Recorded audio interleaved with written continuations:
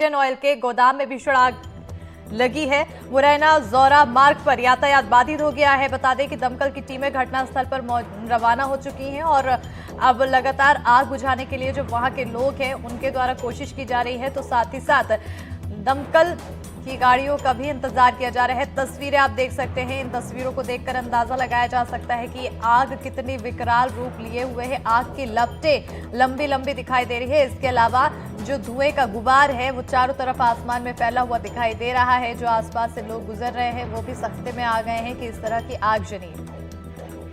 ज्यादा जानकारी के साथ फोन लाइन पर सहयोगी उपेंद्र गौतम जुड़ चुके हैं। उपेंद्र, क्या कुछ ताजा अपडेट आगजनी को लेकर? क्या आग पर काबू पाया? देखिए, अभी आग पर काबू पाने का काम किया जा रहा है। मुरैना और जौरा की दमकलें वहां पहुंच गई हैं। आवश्यकता अनुसार और भी जिले से जो दमकलें वो भेजी जाएंगी। वहीं केलारस से जो gas authority of India limited का बड़ा स्टेशन है, वहां से भी फॉर्म की और कई दमकलें वहां पहुंचने का काम शुरू कर दिया गया है। इस आग पर काबू पाने का प्रयास किया जा रहा है। प्रशासन व पुलिस के अधिकारी भी मौके पर पहुंच गए हैं। मैं आपको बता दूं, मुरैना से जौरा के बीच में, जौरा शहर से लगभग 10 किलोमीटर पहले ये गोदाम बनाया हुआ है। निजी व्यक्ति की जमीन इंडियन ऑयल द्वारा किराए पर ली गई है। यहाँ पर सीएनजी जो गैस पाइपलाइन है उसको बिछाने के संबंधित जो सामान है उसका स्टोर किया गया है। वहीं गैस टैंकर भी यहाँ रखे गए हैं। आज देर सुबह इसमें बड़ी भीषण आग एक साथ लग गई और कुछ ही देर में इस आग ने बहुत विकराल रूप धारण कर लिया। लगभग 4 से 5 किलोमीटर दूरी से ये आग और धुएं के गुबार देखे जा रहे हैं। लोग आश्चर्यचकित हैं कि कहीं कोई बड़ा हादसा न हो जाए, लेकिन प्रशासन और पुलिस मौके पर पहुंच गए और आग पर काबू पाने का प्रयास किया जा रहा है। बिल्कुल। आग लगने के पीछे आखिर वजह क्या बताई जा रही है? कैसे ये आग लगी? नुकसान कितना हुआ? देखिए, अभी नुकसान का कोई आंकलन नहीं है क्योंकि आग बुझाने का काम किया जा रहा है, लेकिन फिर भी करोड़ों रुपए में इसका नुकसान बताया जा रहा है क्योंकि गैस का जो पाइप था वो पाइप है, उसके जो एल्बोज थी वो है और कई तरह का प्लास्टिक का जो सामान था, केबल्स थी वो वहां रखे हैं। कुछ टैंकर्स भी वहां रखे थे, छोटे छोटे जो सिलेंडर्स होते हैं गैस के वो वहां रखे हुए थे। इस प्रकार उनका काफी बड़ा सामान वहां रखा था और इसका काफी बड़ा नुकसान होने की जो संभावना वहां बताई जा रही है।